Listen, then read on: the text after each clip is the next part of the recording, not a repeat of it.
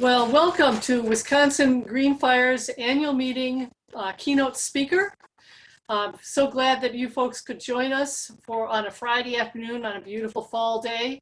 And we're very excited to have Senator Russ Feingold here today to talk with us about global conservation policy and science.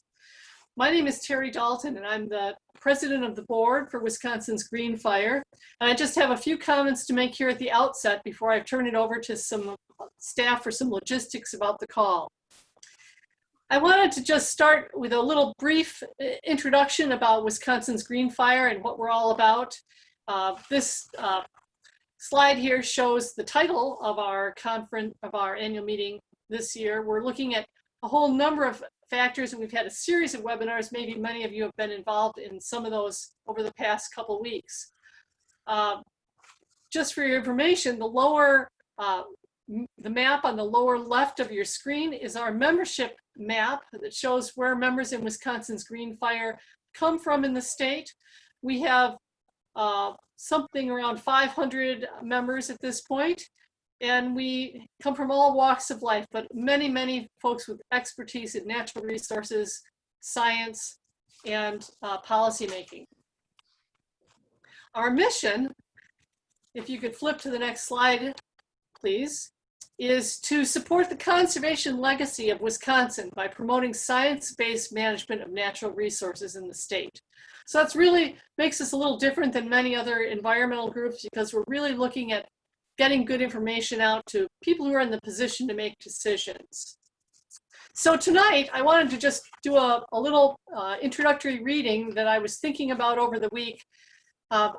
In these strange times, I'm sure many of you are thinking about all the challenges we face, both for the environment and for our culture and our country.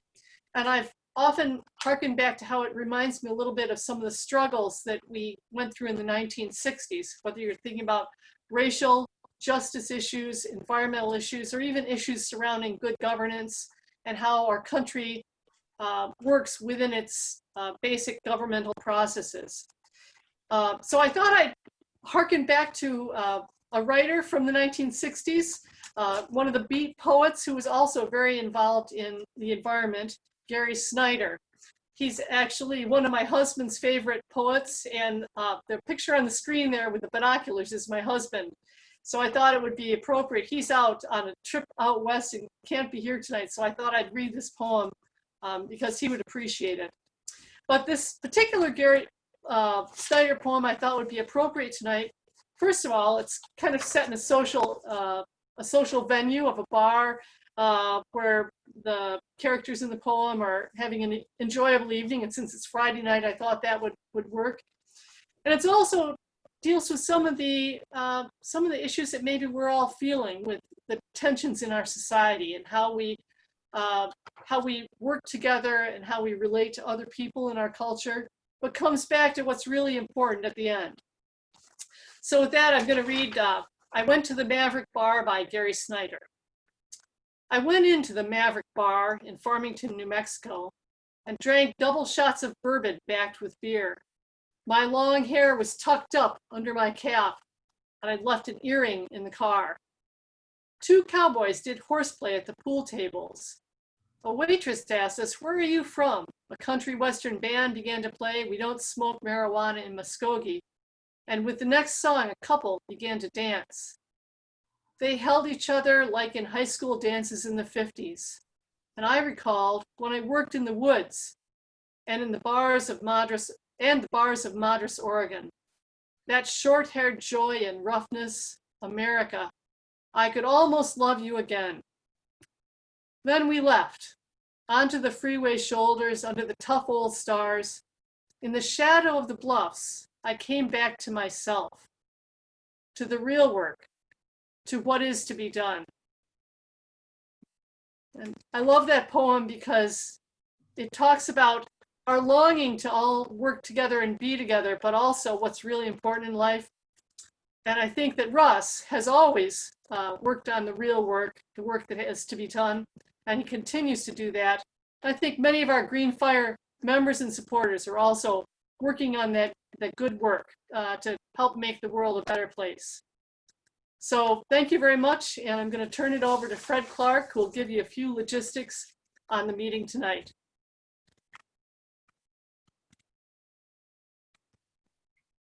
You're muted, Fred. There we go. Thank you, Terry, and thank you for that reading. And if you've ever been in Farmington, New Mexico, I think you can really appreciate the visualization of that wonderful poem. My name is Fred Clark. I'm the executive director for Wisconsin's Green Fire, and we are really honored today to host Senator Russ Feingold as our keynote speaker for our annual meeting session. Just a bit of housekeeping. We're using a Zoom webinar format. We're glad that you're here with us. We can't see you, but we hope that you can see us. On your screen, there is a control in the upper right corner of your screen that will allow you to switch between a speaker view and a gallery view. Although when Senator Feingold begins his remarks, we'll turn our videos off and the floor will be his. We have about half of the program tonight dedicated to questions and answers. And Senator Feingold is glad to, from a bipartisan standpoint, both for him as an individual and for us as an organization, he's glad to field questions on a pretty wide range of topics tonight. So we want to encourage you, as your wheels get turning around some of the ideas that he'll bring up, to send us questions, and we'll get to as many of those as we can this evening. In order to do that, we want to ask you to submit questions using the little Q&A button that you will see on the lower bar control of your screen. The little Q&A dot will allow you to type a question in, and again, we'll read those and get to as many of them as we can. Finally, if you find tonight's program valuable, or any of the other programs in our annual meeting series this month valuable, we want to make a request that you consider supporting Wisconsin Green Fire. We've made these programs available free of charge, and we want to continue to do that. And with your support and within your means, you'll be able to help continue to do that. So with that, I'm going to turn it over to Paul Heinen, who is Wisconsin Green Fire's policy liaison, and who also happens to be a good old friend of Russ's. And Paul, the floor is yours for a proper introduction. Thanks, Fred. And welcome everybody to Wisconsin's Green Fire keynote session and our special guest, Russ Feingold. Senator Feingold served as the United States Senator from Wisconsin from 1993 to 2011, and a Wisconsin State Senator from 1983 to 1993. Which, Russ, it occurred to me that as I was looking at the bio, you were one of the original votes for the Stewardship Fund, the Knowles Nelson Stewardship Fund, back in 1989. So thank you for that vote. From 2013 to 2015, he served as the United States Special Envoy to the Great Lakes region of Africa and the Democratic Republic of the Congo. Along with a busy teaching schedule at schools like Harvard and Yale, Marquette, and our own University of Wisconsin, Russ is the honorary ambassador for the Campaign for Nature, which is a global effort calling on policymakers to commit to address the growing biodiversity crisis. The campaign seeks a science-driven, ambitious New Deal for nature at the 15th meeting of the Conference of the Parties to the UN Convention on Biological Diversity in China in 2021. As a Green Fire member, Russ knows our priority issues: racial justice and conservation, climate change, water, biodiversity, to name just a few. We asked him to talk about his thoughts about how Wisconsin's Green Fire work matches up with his global Campaign for Nature efforts, and about Wisconsin's current policy environment. Thanks for joining us, Senator, and the mic is yours.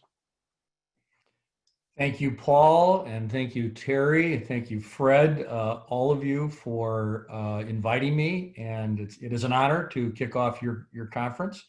I know you had hoped to have it in person, but this really is, Green Fire really is a special group. When Paul started explaining it to me, I realized that, really a lot of the people I have truly admired in terms of public policy in Wisconsin over the years are the ones who make up Green Fire. So I joined Green Fire to support the great work that you do to protect our natural resources, from the state capitol to shores of Lake Superior. And I also did it because Paul Heinen told me I had to. But I'd like all of you to seriously join me in supporting them financially at any amount that you are comfortable with, and in considering volunteering and membership options. We work around the state, and you are all needed and welcome. And I want to reiterate what Fred said, which is, this really is a bipartisan group. At a time when this country is just fraught with partisanship and division, this feels like it's a serious, serious effort on an important issue to try to bring people together. And I thank you for that. So how do I connect Wisconsin to the global efforts? Well, it just really has to do with my life of understanding the environment and conservation. For me, of course, as for many of you, conservation and the environment were basically a given, if you will, a no-brainer growing up in Wisconsin. I was brought up with stories about how Gaylord Nelson and Warren Knowles got along on these issues. And of course, we're both governors from different parties, but both were devoted to the environment. The irony for me a bit is that this wasn't something that I immediately understood as a kid, although I certainly enjoyed nature in a general sense. But, I grew up in Janesville on the Rock River. The Rock River was considered a bad place. It was polluted. We didn't swim in it. We were afraid of it. Our parents told us not to go near it. And the city of Janesville decided in the 60s, I think, why don't we put a parking lot over the river and the main intersection in town to cover it up? And that's what they did. So this is just before the environmental movement really got started. But it shows what a strange situation we were in before the explosion of the environmental movement with Rachel Carson and others. But of course, the environmental movement, as we all know, was one of those great issues of the 60s, the civil rights movement, the opposition to the Vietnam War, the emergence of the latest version of the women's movement, the origins of the modern LGBT movement. All of these were at the same time. So it was a very exciting time to be 14, 15, 16, 18 years old. And I was a junior in high school on the first Earth Day when we were told to go outside and clean up the Janesville Craig High School parking lot that day. And I sort of knew who Gaylord Nelson was because when I was in 7th grade, I was elected to the student council, my first elective office. And my first piece of legislation was to move to spend $12 to buy a new American flag for Marshall Junior High. And it passed, and my dad was able to get Gaylord to come dedicate it. And so as the years went by, I watched this man go from being a Wisconsin governor to probably the leading environmental senator of all time and the founder of Earth Day. And yes, when I got to the University of Wisconsin-Madison campus in 1971, the leading group, as we went to register for classes in the old way, was WISPR, the Wisconsin Public Interest Research Group. So by the time I ended up being a state legislator, in 1982, naturally, I was very positive about environmental issues. I'm proud to say I was always on the Clean 16, never near the Dirty Dozen. I love the environmental issues, but I was never on any of the major committees in the state legislature that had to do with the environment. So I worked on some of the issues, but I was mostly a positive vote, as Paul suggested. But what happened was, beginning in 1987, you may remember that Tommy Thompson, new governor, was of course, a shrewd politician. He said, look, the state government is down here in Madison, but there's a whole big state out there. I'm going to take the whole state government up there to a different part of the state every year. And so he was elected in 86, sworn in 87. The first thing he said is, we're going up north. We're going up to Ashland County, Bayfield County, Iron County, and all the state legislators and all the committees, we were supposed to go with them. And, I love the state of Wisconsin, but you know what? I had never seen Lake Superior. I had never seen Bayfield. And when I was driving up through that town of Bayfield and came around the corner and looked out at that view of the Apostle Islands, I literally fell in love with that place. And that has never changed.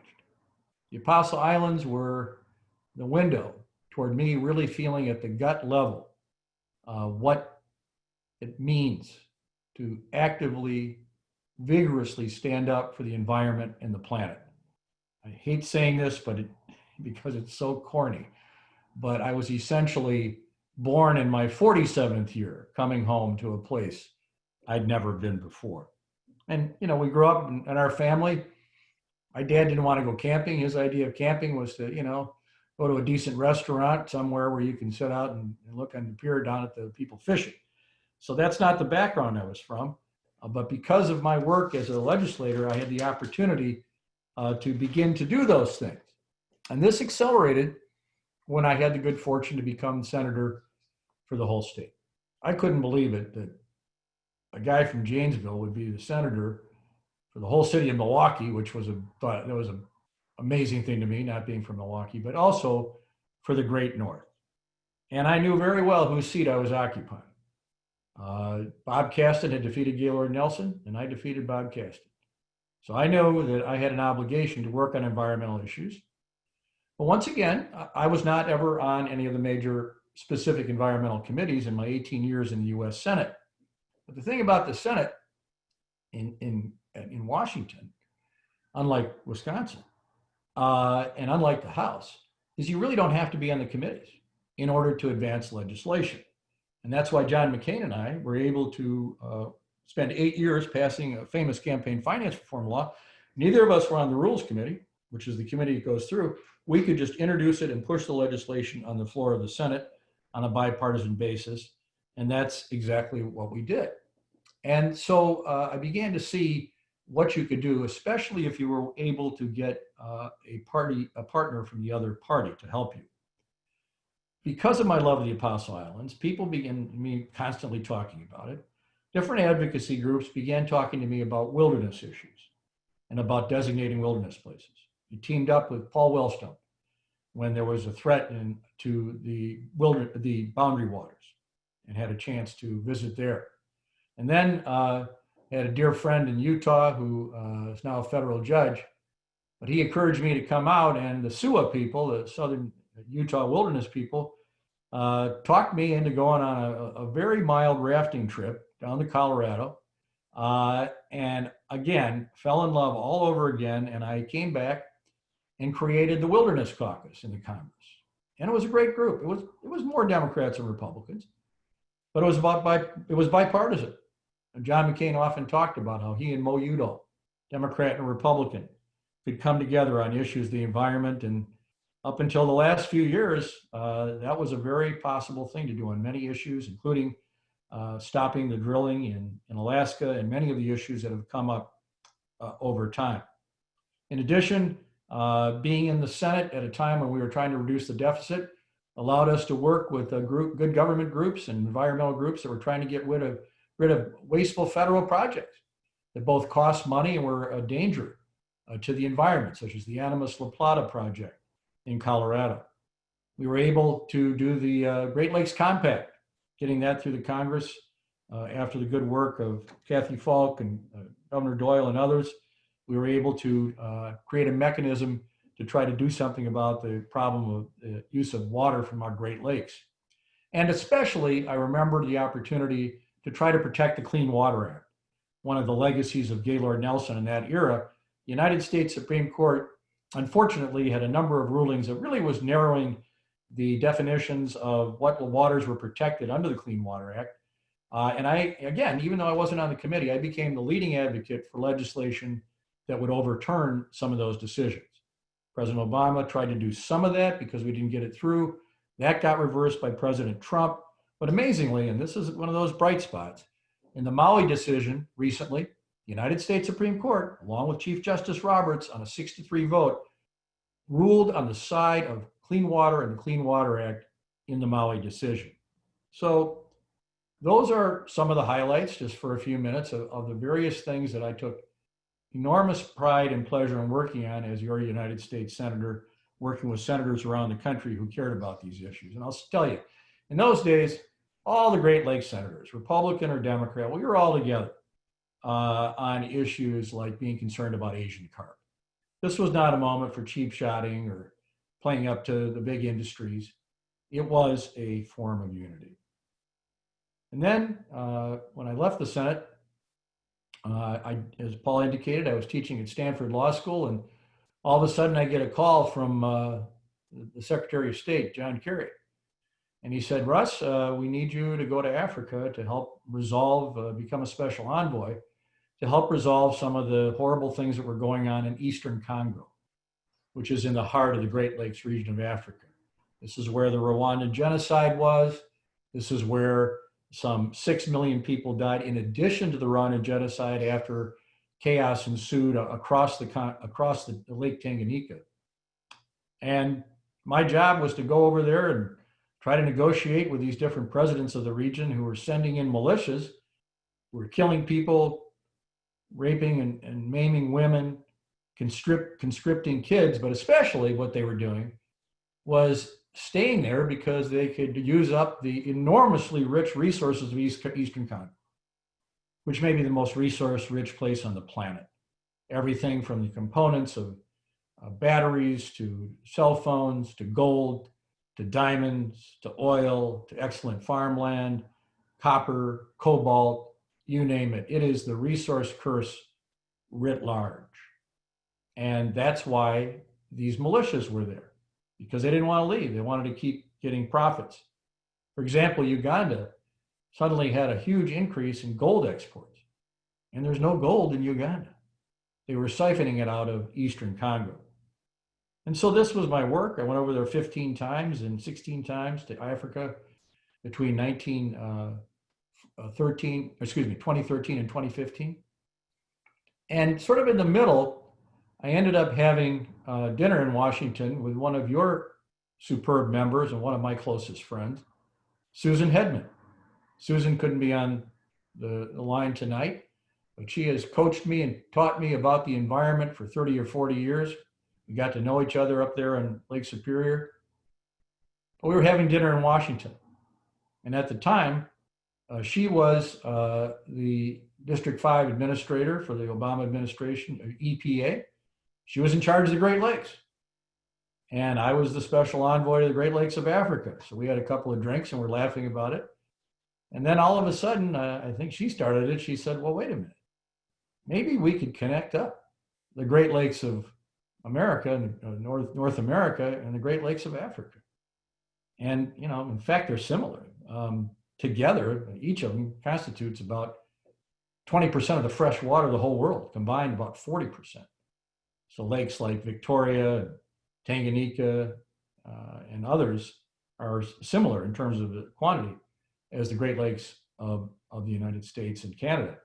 And so she said, you know, maybe we could do something. And I thought to myself, all right, here I am lecturing these African presidents. You got to stop lying to me. You got to stop supporting these militias. We got to do this. We got to do that. And I realized this could be a positive thing that I could talk to these presidents about. And they were getting tired of hearing from me. So I came to them this time, and after Susan and I figured out what we might do. And I said, look, I'd like to put together a conference here on Lake Tanganyika of the Great Lakes to the Great Lakes. Great Lakes of America, of North America, and the Great Lakes of Africa. And in every instance, these presidents, some of them are war criminals, I'm afraid. They've done things they shouldn't have done, to say the least. Some of them are very rough customers. They all relaxed and smiled when we were talking about the lakes, because I could see at their core, they cared about that resource, and it meant a lot to them, their culture, and their traditions.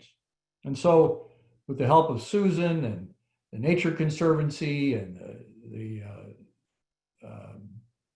MacArthur Foundation and Nature Conservancy and many other groups, we were able to have a 5-day conference of experts from Africa, Canada, and the United States right on Lake Tanganyika, where we discussed, you know, similar problems of overfishing, problems of climate change, problems of sanitation, problems of economic development that is consistent, such as tourism, with these waters, which of course have enormous potential, but in the context of conflict, it's very hard for it to be realized. But it was a wonderful gathering.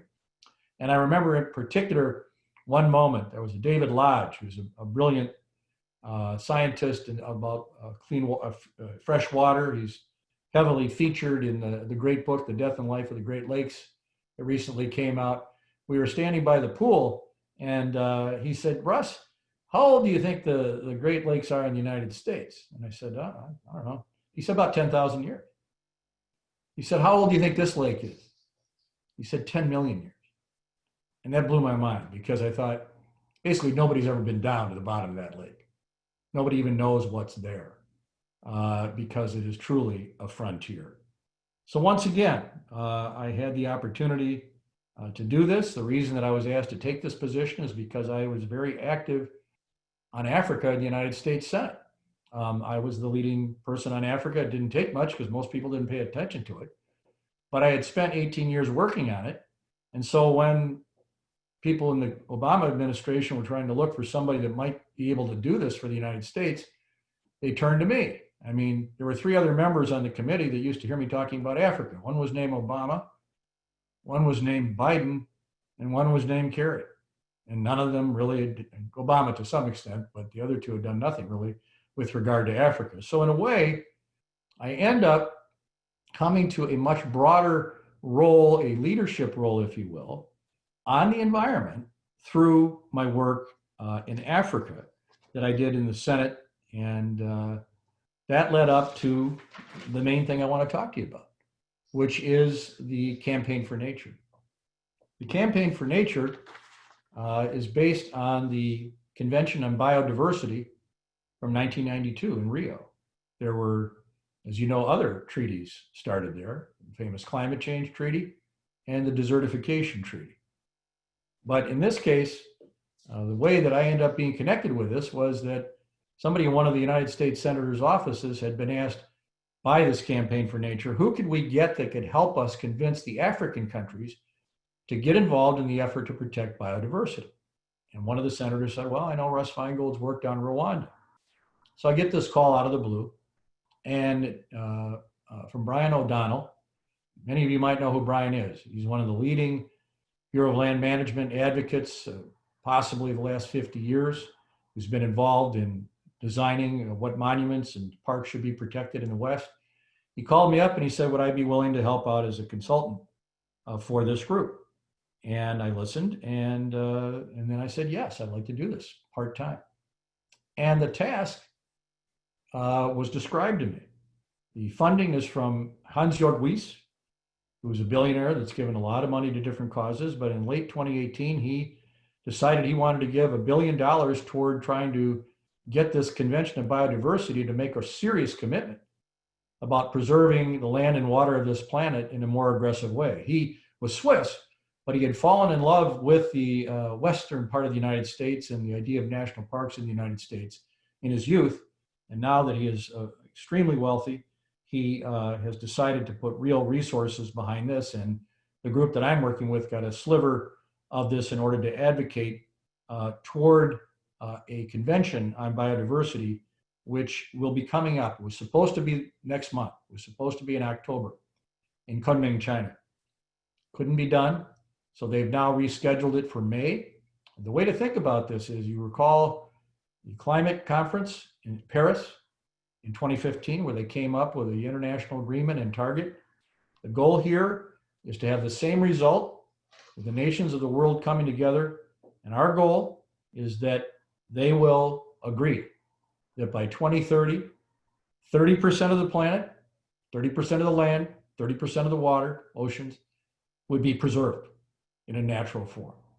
That is the bumper sticker, 30 by 30, that we want to come out of this, just as the Paris Climate Accord was able to focus specifically on a number as well. So the goal here is to strategize, to figure out how we can convince the different countries of the world to convince other countries of the world to get on board this commitment. And so we have champions of, just like there were champions of nature for the climate accord, countries that were leaders, we have high ambition countries that we've identified. And the 2 leading countries are actually Costa Rica and France that are chairing the High Ambition Coalition. But I had a chance to go to Africa quite a few times in the last 2 years to line up some African countries as well. And so they understand that the goal here is 30 by 30. The scientists are saying, though, by 2050, that we probably will have to do 50 by 50 if we're going to actually protect the climate from becoming, not the planet, from becoming hopelessly lacking in biodiversity. So every 10 years, there is a target setting. The conference meets every 2 years. But this is, of course, a multilateral treaty. And the last treaty was agreement was in Japan. The goal there was that 17% of the land and 10% of the oceans would be preserved by 2020. We've not quite achieved that. We've gotten close, but we haven't achieved it. And so this has to be accelerated, as I'll explain in a minute. But the whole idea behind the Convention on Biodiversity, which came into effect in late 1993, is based on sustainable development of ecosystems, as opposed to a focus on individual species. It is a legally binding treaty, so it is in theory enforceable. It follows the precautionary principle that one need not have to have scientific certainty in order to address a threat to the environment and to biodiversity. And here's the real irony. Of all the countries in the world, there's basically only one country that's not a party to this treaty. And you're sitting in it, and I'm sitting in it. The United States isn't a party. And that's because Jesse Helms, as I sat there on the Foreign Relations Committee, systematically blocked our ratification of the Treaty of the Child, of the Law of the Sea, and of this. The Climate Accord had gotten through under George Bush the first. But this one has never been ratified by the United States, and yet on a volunteer basis, and this is where Wisconsinites come in, and Americans come in, we can all help move this cause forward. There is obviously an enormous need for funding to make this work, and a lot of the countries that we want to preserve their natural places don't have those kind of resources. So the resources have to come from somewhere else, and frankly, the funding mechanism of this treaty has not been particularly effective over the years. And so the feeling is that there needs to be very serious, extensive work done between now and next May, if we're able to have the conference there, to have the 15th COP 15 as it's called, Committee of the Parties, actually succeed in it, not only in establishing these goals, but also in being able to have a real shot at achieving them. Now, the Convention on Biodiversity has been criticized from time to time for some of its weaknesses. Some say it's way too focused on global south rather than global north. Some say it isn't really, it's got hard, tough language, but it's not really enforced. And there's a criticism that it doesn't adequately talk about all forms of life. In other words, people get attracted to the elephants and the gorillas and those things, but what about the bacteria and fungi and other things that are just as vital, if not more vital, to the preservation of biodiversity? So those are some of the concerns. And in fact, the scientists have been lining up in recent years to warn us of how dire this biodiversity crisis really is. I'm sure most of you have read Elizabeth Kolbert's magnificent The Sixth Extinction, where she talks about this extinction, the Anthropocene, the one caused by man, and that it is upon us. And then in May of 2019, the IPBES came out with their report where hundreds of scientists came to the same conclusion, saying that this biodiversity crisis is at least as serious as the climate change issue, led by people like Sir Robert Watson.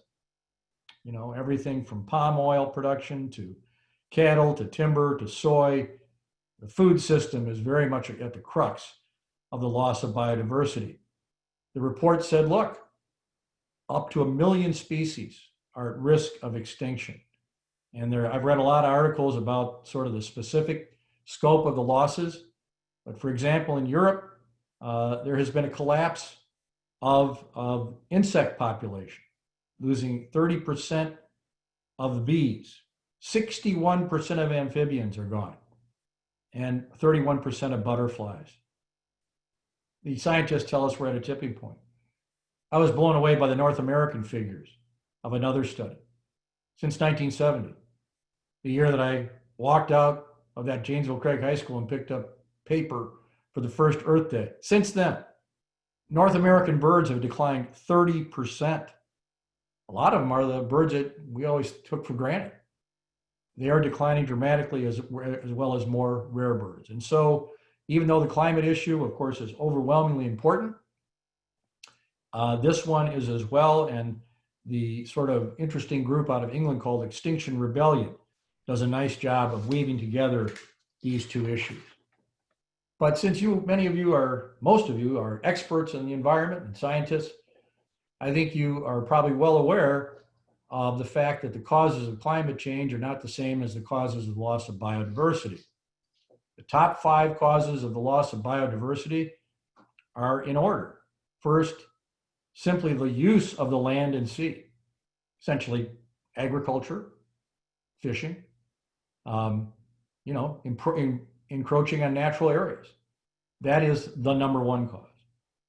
The second biggest cause is the direct exploitation of organisms, logging, hunting, fishing. The third one is climate change.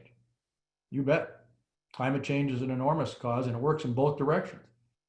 So, for example, if you cut down the Congolese forest, which is considered the second lung of the planet next to the Amazon, what you'll do is take away its power as a sink for CO2, in addition to losing all the natural biodiversity. But it works the other way too. For example, with the coral reefs. Coral reefs, of course, in many cases are becoming blanched. And this is because of the loss of the organisms that feed or are symbiotic with the coral. And why is this happening? Because the water is getting too warm. And those various creatures cannot live on the coral anymore, and the coral dies. And that's how you lose some of the great coral reefs. So these are interconnected. The fourth biggest cause is the one that we all talked about as kids, and is still very important, but these other ones we didn't used to talk about, and that's pollution. It's plain and simple, the kind of thing that led to Earth Day in the first place. And the last one is invasive alien species, the kind of thing that we are so upset about in terms of the Great Lakes, and also had similar consequences in some of the Great Lakes of Africa. Some people thought water hyacinths looked really nice, so they put a bunch of them in Lake Victoria, and it basically completely clogged up essentially the entire lake. And so that's the basis. So what are the solutions? Well, the scientists say it's not necessarily too late. We are at risk of being in a situation where we're on the tipping point, but much of this can be reversed. Many of you are involved, whether it's natural prairies or the kind of work that's being done across the street here in the Pheasant Branch Creek area, that things can be restored. Ocean areas that have been overfished can be restored. It is not necessarily irreversible. But the present goals are not sufficient according to the scientists. So how do we get this agreement to work? Well, what we have to do is get the countries that are willing to help us and take the lead, some of the ones I've mentioned, and we have a whole strategic seating chart of the ones we think will help us and the ones that might not help us.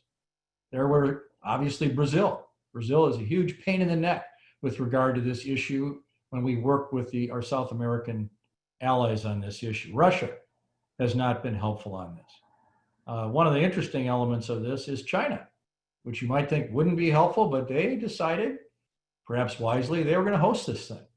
They want to be on the right side of this issue, or at least appear to be. And so they, instead of being difficult, they're actually hosting this.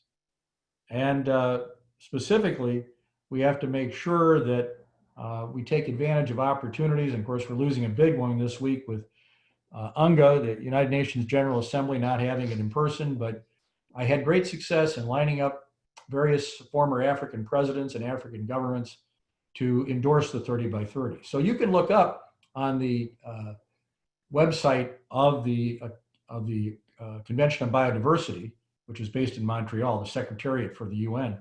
And each country has to submit its own submission of what they're doing. So you can look up any country and see what they claim they're doing to preserve the planet, although it may not specifically endorse 30 by 30. This is a mechanism to help us get there. So what I referred to as 30 by 30 of the global spatial targets. Let me make it clear though. That doesn't mean that every country has to do 30%. Some places it wouldn't be very hard, like Canada. But for a country like Rwanda and Uganda, which are very dense, it's not possible. So these are global targets, and it's flexible in that regard.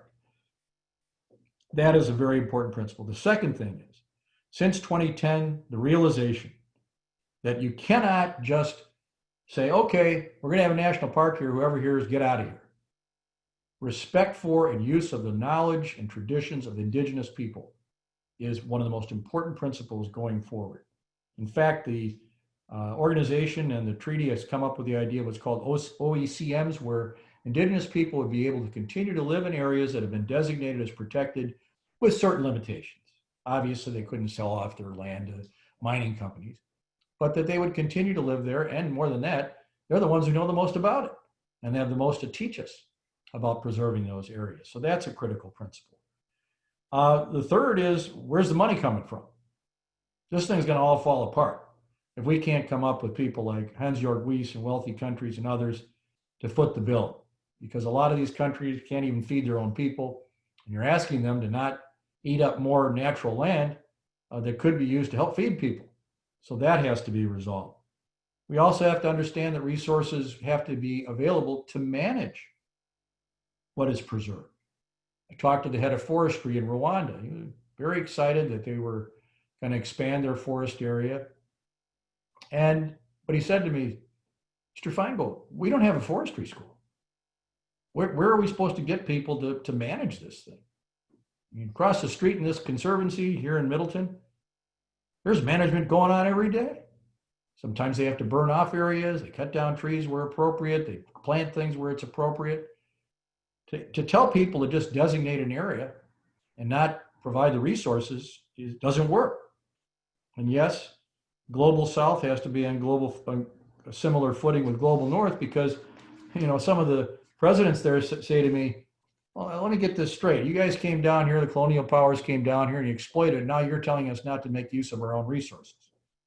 It's a tough sell, and it requires real effort. So what are some of the pitfalls and dilemmas as we go through this? How do you count an area? Are there quality differences? What about urban areas? What about huge parks in urban areas? Can you count those? Are all conservation measures sensible? There was a lot of bragging about planting 1 million trees, but I heard that a lot of eucalyptus trees were planted in the Great Lakes region, and that actually they're not native species, and they're actually an invasive species in that area. So it might not be a great idea.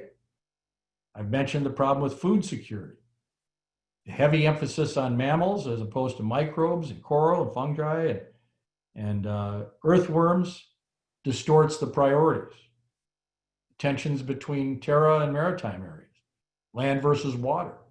Some countries like England are very excited about the ocean part and want to focus on that. So there's a tension there. What is restoration? And then one I like to call the irony of catastrophe, which is that in a couple of cases in modern times, catastrophes have actually led to the greatest regeneration of biodiversity. One, of course, that you may have seen the show Chernobyl, where that area now is just rich with regeneration of natural life. And the other is in Angola, where I've done a lot of work, where the landmines were planted in all the farm fields during the 20-year Civil War, and people couldn't farm without getting blown up. Well, that area now, north of the natural areas in Botswana, is one of the richest and most amazing natural areas. So I'm certainly not recommending catastrophes, but it is an interesting lesson. And finally, maybe most importantly, how do you balance this with the climate issue? I think most of us feel very strongly that it can't be climate versus biodiversity. As one of my counterparts on this said, it has to be one issue, one crisis, one effort. They are interrelated, and frankly, because biodiversity is very far behind, in terms of public awareness. It's kind of tough to tell people, if we don't do something urgent about climate change, you or your children, your grandchildren aren't going to be able to live. And then say, oh, and by the way, once you're done with that, you might not make it because of the loss of biodiversity. This is tough medicine. And we have to figure a way to communicate these things in a way, instead of scaring people, making them realize that working together, blending these issues, involving people at all levels in their own communities, in their own families, in their own neighborhoods, that you can work on both issues at the same time. Finally, and it really is almost finally, how do we get the United States involved in this thing formally? Well, that can be done. A treaty could be ratified. This treaty could be ratified if a new president or this president were to submit the treaty back to the United States Senate and got a 2/3 vote.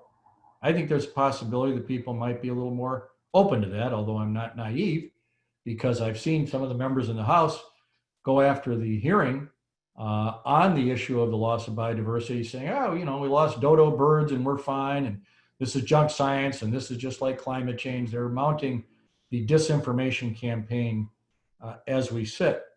But in addition, a White House, if it wanted, could create an office on biodiversity, just as the Obama administration had an office on climate change. And you could have special envoys in the State Department who would work on these issues as well. And there are proposals for endorsing 30 by 30 at the national level in the United States, led by Senator Tom Udall. And I want you to know that in my work as a Campaign for Nature ambassador, I was asked to pull together a list of former members of Congress who endorsed 30 by 30. And I got to tell you, it was the easiest thing I've ever done. All kinds of former Republican members of the Congress. Mel Martinez of Florida, Olympia Snowe of Maine, Tim Petri of Wisconsin. People, and some of them were very conservative members. We came up with a list of about 20, and I can't say that that means the ones that are currently there would do it, but there is this feeling I have that this could be an issue. If the country is ready to start getting along a little better after this election, this might be a relatively easy one for people to come together. So let me just conclude my formal comments. I hope I'm not going too long or too short. I'm unaware of the time. But I want to quote two sources on this, sort of along the lines of Terry's wanting to quote from that wonderful poem. I want to quote from Pope Francis. I was at an event in the Jewish community a couple of years ago out east, and everybody had to go around the room and say who the person they most admired was. And I think they were a little surprised when I said Pope Francis. And one of the reasons, because I think he's been the moral leader of the world for a few years. And a couple of days ago, he put out the catechesis, Healing the World, Care of the Common Home and Contemplative Dimension. Pope said we must also extend this care to our common home, to the earth and to every creature. All forms of life are interconnected, and our health depends on that of the ecosystems that God created and entrusted to us to care for. Abusing them, on the other hand, is a grave sin that damages us and harms us and makes us sick. The best antidote against this misuse of our common home is contemplation. But how come? Isn't there a vaccine for this, for the care of the common home, so as to not set it aside? What is the antidote against the sickness of not taking care of our common home? It is contemplation. If someone has not learned to stop and admire something beautiful, we should not be surprised if he or she treats everything as an object to be used and abused without scruple. And the Pope has been a very powerful voice in it. The last one, Paul, and I am finishing, was from a little girl who wrote me a letter on December 2nd, 1992, between the time when I was elected and before I was sworn in the United States Senate. Dear Senator-elect Feingold, i.e., if any laws come up, OP, about saving the rainforest, please, P-L-E-A-C-E, vote in favor of them. Without the rainforest, there would be no K-N-O-W coffee, and no K-N-O-W rubber, and no K-N-O-W gum, or not K-N-O-T any chocolate. A lot of animals would be extincted. 2, triple exclamation point. I am glad you won, ONE, from Emily. Emily's probably about 35 now. So, but I think she's a wonderful way to finish off. Anyway, those are my thoughts. Thank you, Russ. Perfect closing, and by the way, you're right on time. So you nailed that one too. But on behalf of all of us here, we just really appreciate your taking time to put these thoughts together for us. And I knowing a lot of folks that are on the call today, I can say that most of us have followed your career and appreciated it. And I think many of us are especially grateful that you decided to put your energy toward these really critical issues of conservation and environmental protection. So thank you for that. I know there's a lot of demands and opportunities for you to decide where to put your time and effort. Thank you. We've got a number of questions coming in, and again, I want to encourage folks who are on the call to submit questions to us. We've got 40 minutes or so to get to some. Here's one that came in from Mark Scheffler, and the question that he's asking is about the economic linkage to biodiversity protection, and especially at a time when we're trying to restore the economy with stimulus money and with building and with growth-oriented policies. Do you have any suggestions for how policymakers can think about economic policies that will allow us to actually protect the environment and not continue to erode it? I was remiss in not mentioning this because this actually has been the greatest focus in the last few months of the leading biodiversity scholars, of linking people like Tom Lovejoy and others, linking the problem of biodiversity to the fact that countries will not be sustainable from an economic point of view. This goes too far. And so there are very good studies that have come out. In fact, my global steering committee highlighted one a couple of months ago that we put out, I think in late May. So there are a lot of things being done to indicate that this is a very serious economic issue. Not to mention, there's a lot of literature out there now on the reality that some of these things that we're going through, like COVID, may well be related to the disruption of nature. We know very well we're going to have contact with nature, we're going to have contact with wild animals and so on. But my work in Africa, whether it be Ebola disease or whether it be HIV/AIDS, those are both believed to have come from contact with wild animals, directly or indirectly.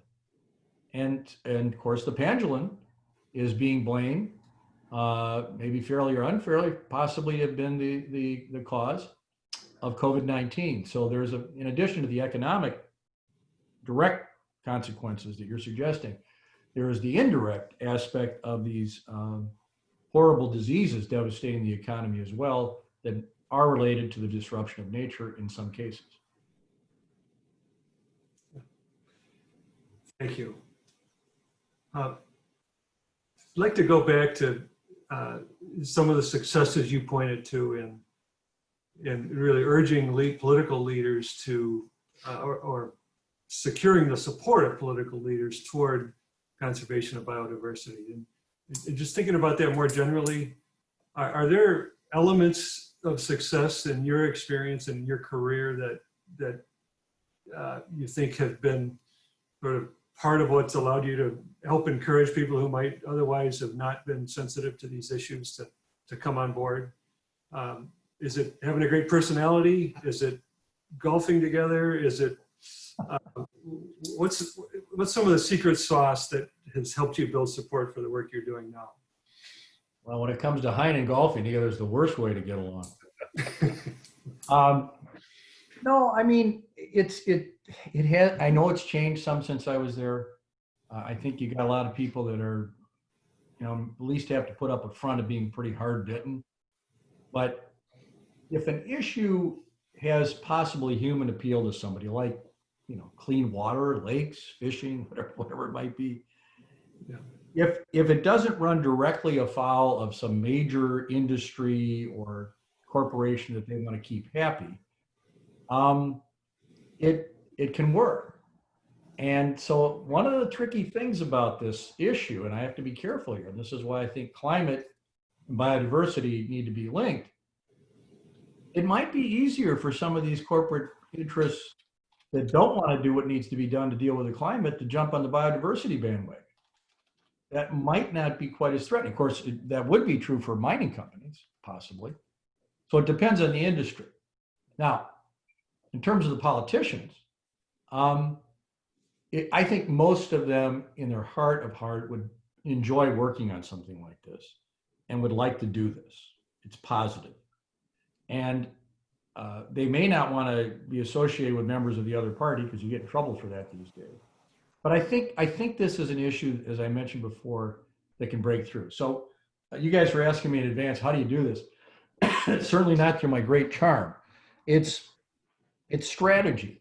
And that is, let's say you figure out that you're a Democrat, you figure out there's a Republican in the Wisconsin legislature or in the US Senate, and you're both willing to propose something. First job you should have after you figure out what you want to propose is each of you goes and gets another one. Or as I like to say, the animals go 2 by 2.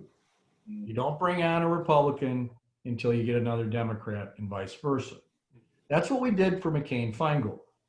First it was McCain-Feingold, and then it was Collins and Lieberman. Then it was Edwards and Olympia Snow, and we only expanded it. But by the time we were done expanding it, we had 12 senators who were willing to hold up the Senate to get campaign finance reform. And if you have 12 senators, that's it. They can't do a damn thing. So this issue is tailor-made. Unfortunately, climate used to be like this. You remember when Newt Gingrich and Nancy Pelosi sat on a couch together and talked about how important it was. They've poisoned that one, and we have to unpoison it. But I believe that technique of carefully building by being balanced and not making it look too Republican or too Democrat is ideal. Thank you. Hey, Russ, can I build on that question a little bit? Are you seeing, and I guess maybe some tips for us, because government is not doing a lot of the things that you used to, and we had treaties for. Are you seeing more corporate, Mr. Weiss, Gates, there's a number of people out there that are really engaged, and how do you go out and get them? And how do you make sure that they, you're doing it, of course, with the Campaign for Nature, and I'm kind of thinking in Wisconsin how we could be looking for these kind of folks too. Well, I didn't get them for sure, and I don't know them really. But the reality is, I mean, this is kind of a sad thing in a way. There's just a whole lot of billionaires now. Right. When you and I were growing up, it was a millionaire. Remember there was a show, The Millionaire? Like that was like a ridiculous amount of money. So it's one of the tragedies of the international and particularly American discrepancy and loss of income equity. But a number of these people either have a conscience or want to leave a legacy. And so they tend to have something they really care about. And in this case, Mr. Weiss loves, and many of the very wealthy, in fact, there's a number of billionaires in England who really like this issue. It's not unusual. It's probably one of the leading things that very wealthy people will do. And of course, Carnegie did the libraries, and the Rockefellers were very interested in national parks. But I don't have an easy answer about exactly how you go about finding your friendly billionaire. Right. Sarah Wilkins. Sorry, I was just unhiding myself. Thank you, Senator Feingold, for that. Hi, everyone on the call. I am Wisconsin Green Fire's Science Director, and I'm really appreciating this keynote. I'm wondering, and I want to caveat this question with, in the world, we tend to have this very US-centric viewpoint of like, US is the leader. And I've often read many articles that talk about the US presence in the world being, well, we've failed to sign on to the Convention on Biodiversity, we've left the Paris Accord. And I'm really wondering, in your experience, Russ, talking to African countries, if we did sign on to these things and take action, would there be this like big boost and added motivation and an accelerated pace to solving these things? You know, I often think about that, and it's just so disheartening to see what's happening, you know, month to month in our political culture here. And so, I don't know, food for thought. Would love to hear your reaction. Yeah, I mean, we've taken enormous loss in terms of our prestige in the world. There are a lot of countries now that are stepping into the void. Obviously China, but you know, France, the French people are thrilled that France is becoming a, you know, Macron has become a tremendous leader on the environment. You know, we are losing ground and losing our position as this country that is seen as responsible in leading the world. I will say this though, certainly with regard to Africa and other places. When they see Americans, even if it's not the government doing this, they like it because they still see us as the big kid on the block. They still see us as having resources. They still see us as knowing how to get things done. So although we've taken a huge loss, I mean, particularly the African countries, there is a positive feeling in sub-Saharan Africa for Americans in the United States. But what I was scolded about when I was there is, you know, we really like you guys, but you're not here. You're not around. Chinese are here, the Iranians are here, the Belgians are here, the French are here, the British are here. Where are you guys? And of course, it's gotten much worse in the last 4 years, but I don't think it's irreparable. I think the previous president was a very good ambassador in this regard to the world, and we'll see what happens come January. Russ, one question has come in about population, and population growth is often the elephant in the room that is one of the least comfortable subjects to talk about. Can you speak to the ways in which looking at population is sort of involved in the conversations and the goals around biodiversity? Yeah, I can primarily speak to Africa, which, you know, is really a complicated issue. People think of Africa as overpopulated. Much of it is underpopulated. So it depends where you are. And what happens is when you have drought, when you have desertification, when you have wars, when you have loss of biodiversity, people move into these cities that were made for 400,000 people and they become horrible messes of 15 million people. Places like Kinshasa and Congo, and Luanda and Angola, and Lagos and Nigeria. These are unnatural megalopolises that shouldn't be that big. And those countries are big enough, size-wise, that if there was a proper approach by the international community to preservation and to helping people make a living, they don't necessarily want to live in the city. The cities are often just horrible situations. They would like to have their own homes and farms and land in those countries. So there are places where there is actually serious overpopulation, such as Rwanda. It's a tiny little country. So it's really a space issue. Land ownership issues are difficult.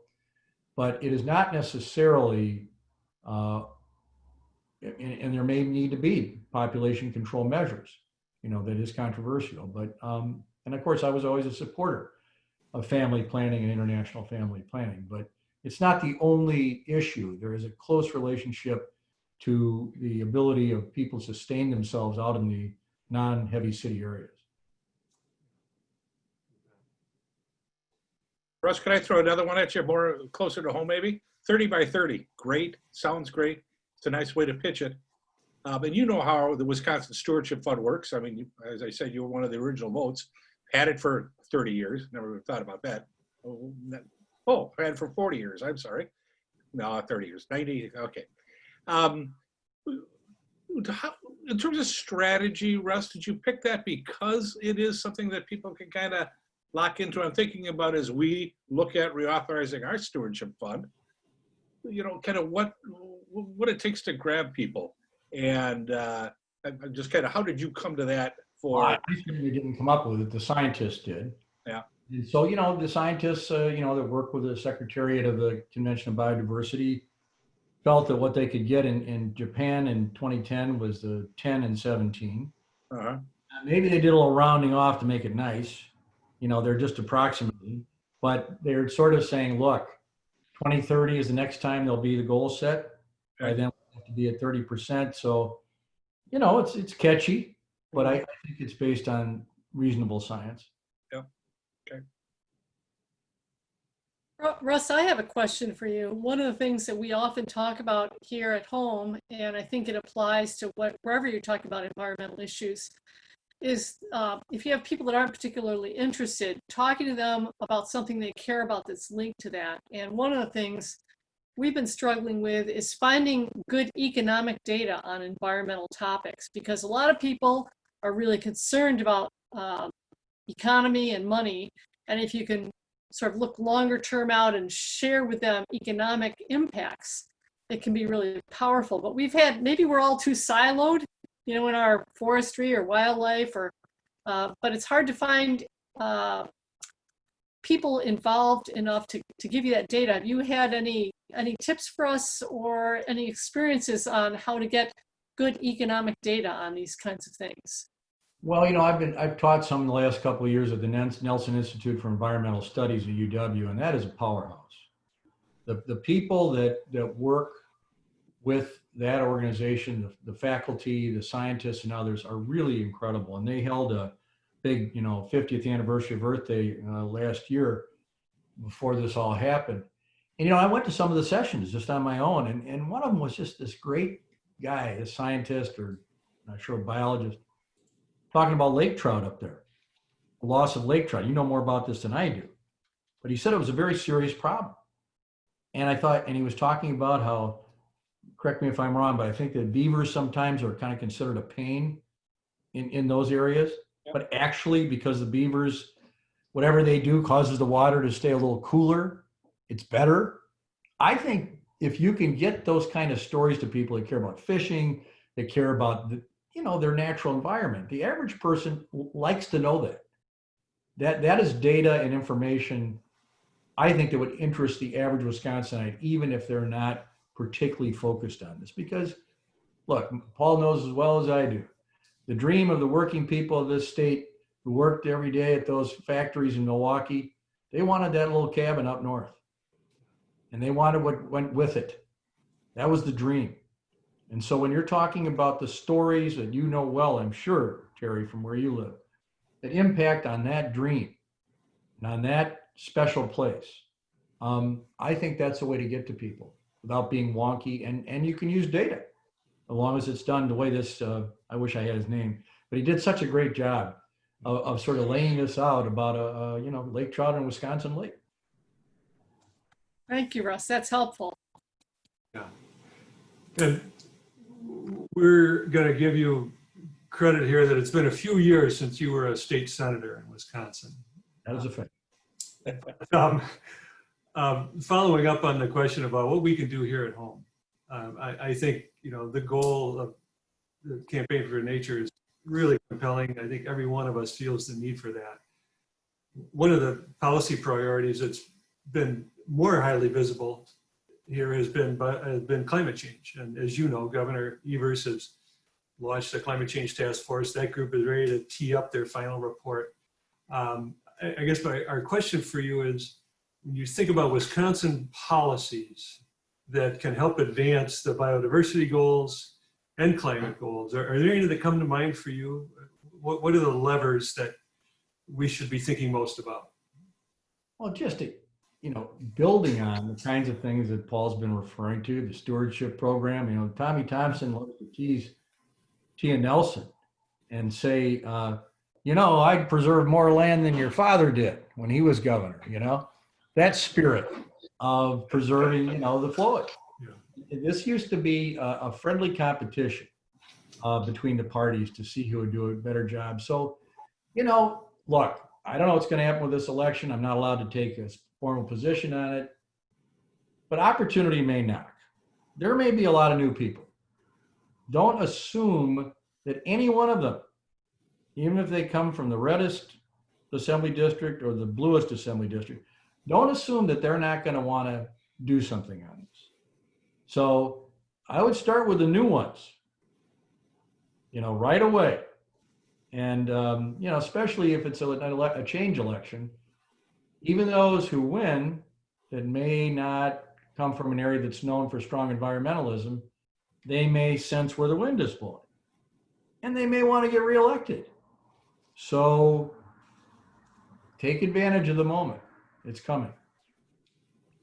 Russ, do you sense that nationwide, and maybe even internationally? Climate change, it was such a split, and I know there's still a split out there, but I'm starting to read about, again, let's not talk Republican, Democrat, but that people that in the past have not agreed, there's no climate change, now do. Are you seeing that too? Well, we have right-wing regimes around the world that want to pretend it isn't true, and they are very powerful in places like Hungary and Tanzania and Brazil and many countries. So that's a problem. But I do think one of the sad things about many sad things about COVID is it sort of stopped this amazing youth climate movement that really kicked off on September 20th last year in New York. It was just stunning. It was stymied by this.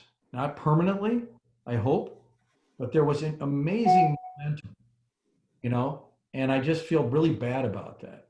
I mean, it certainly slowed us down on our biodiversity work, but it's such a critical issue. But right now people are so worried about COVID and other issues that it's just become harder. But I am hoping that maybe when we get through all this and there's a significant shift in the political landscape, I think even some conservatives will decide maybe it's not such a good idea to be on the wrong side of this issue. Well, thank you. And I think we all feel the frustration of not being able to be out there doing more as we had planned a year ago. And the work goes on. We're going to just invite a chance for you to pivot for a minute. And I think a lot of our members on the call would be interested in hearing a bit about your other work, American Constitution Society. Would you mind just sharing a little bit about your role with that group and some of the top issues there? Yeah, I mean, you may think that I got all kinds of offers after I was in politics. I didn't. I wasn't willing to do certain things.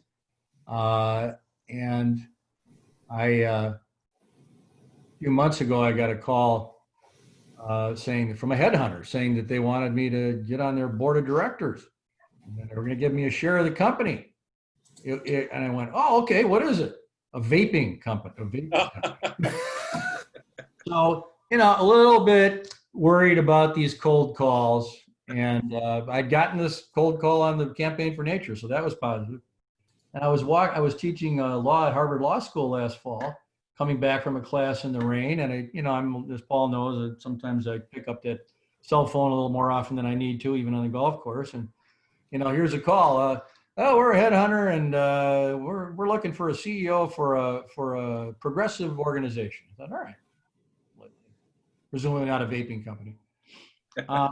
Turns out it's something called the American Constitution Society. Now, not everybody knows what this is, but I bet a lot of you know what the Federalist Society is.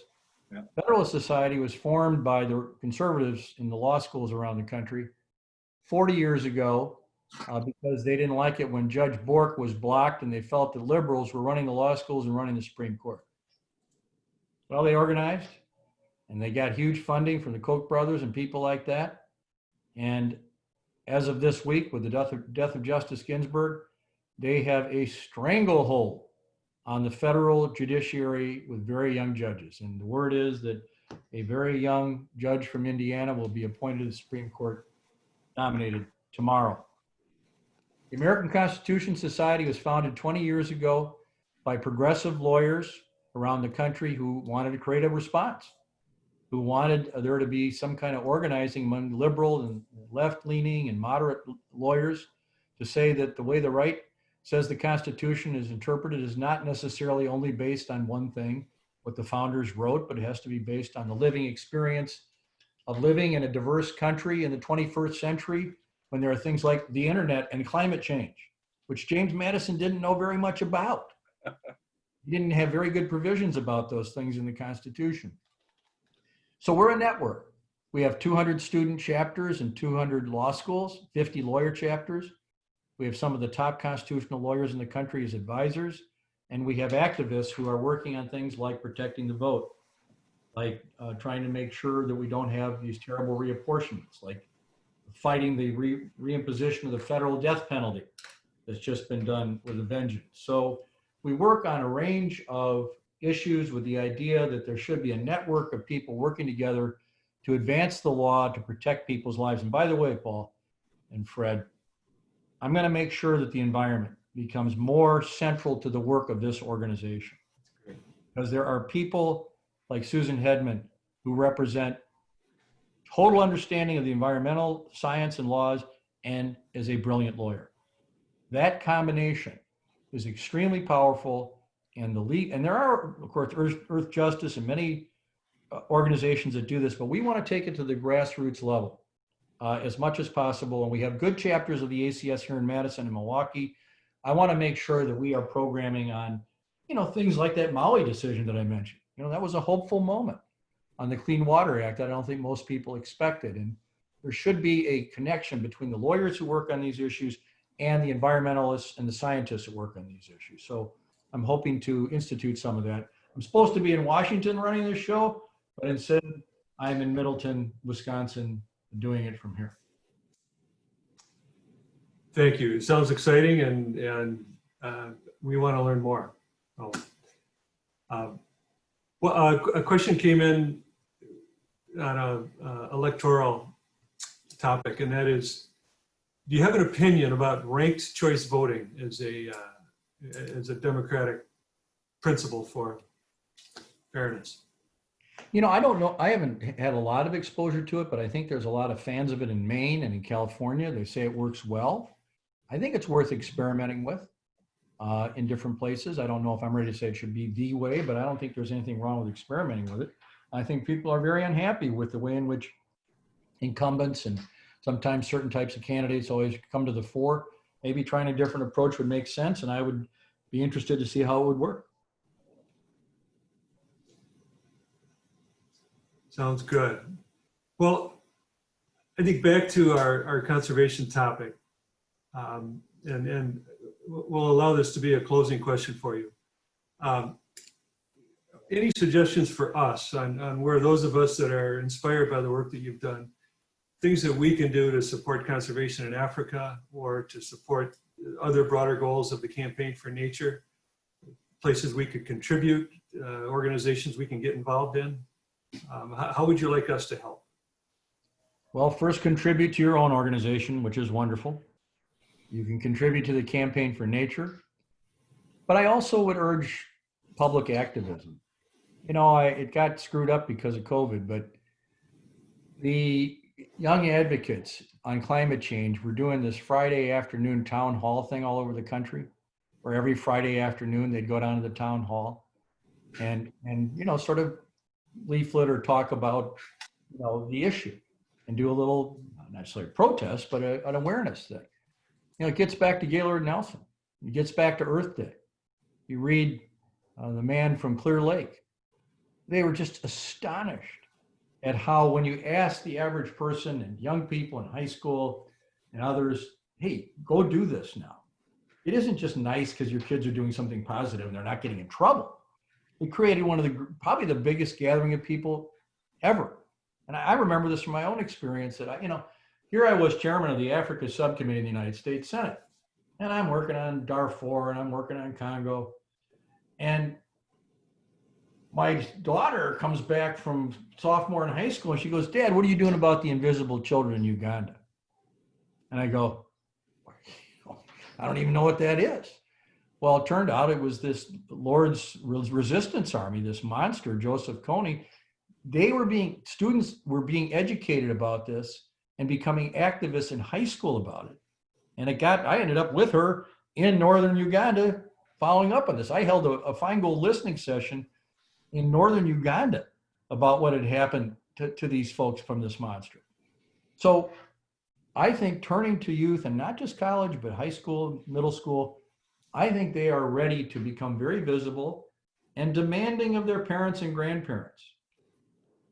That's how same-sex marriage in part was changed.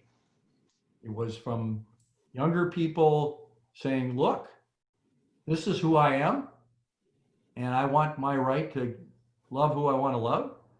And then that parent often changed. Thank you. We'd also like to ask you in closing, other than Lake Superior, would you like to name another favorite experience you've had in nature? Well, it's hard to beat the trek in Eastern Congo to see the Eastern lowland gorillas. So this isn't the Rwandan one, okay? Where, you know, you have to pay a fortune and you get a nice path and you walk up. This was where a man of my age should not have been doing this.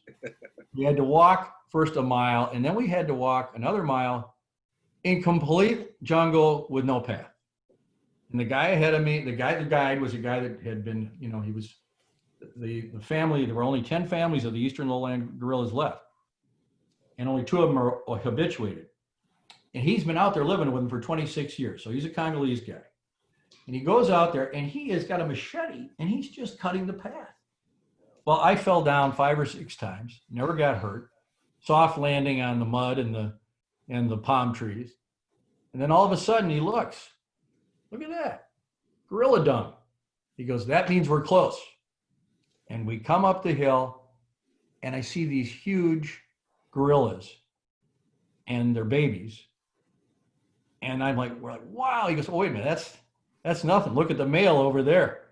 And it was apparently this thing, gigantic. And he just looked at us and went like this. Whoa, like hard to beat that moment. And then I was so relieved at the bottom, when I got to the bottom of this thing and out into the regular grass, that, unbeknownst to the other people, I just ripped my shirt off. You know, I was just like, oh my God, I survived. So I'll be doing that again, but I recommend it. Oh, well, thank you. That is a perfect note to close on. And Russ, we just are very appreciative of your sharing time with us tonight, and especially your membership in Greenfire. It means a lot to us. And, Proud to be a member. It's a great group. Thank you. yeah. So everyone, it's fish fry time. Go enjoy the bounty of our lakes and waters and your favorite beverage on a Friday night. We'll see many of you tomorrow morning during our membership meeting from 9 till 11:30.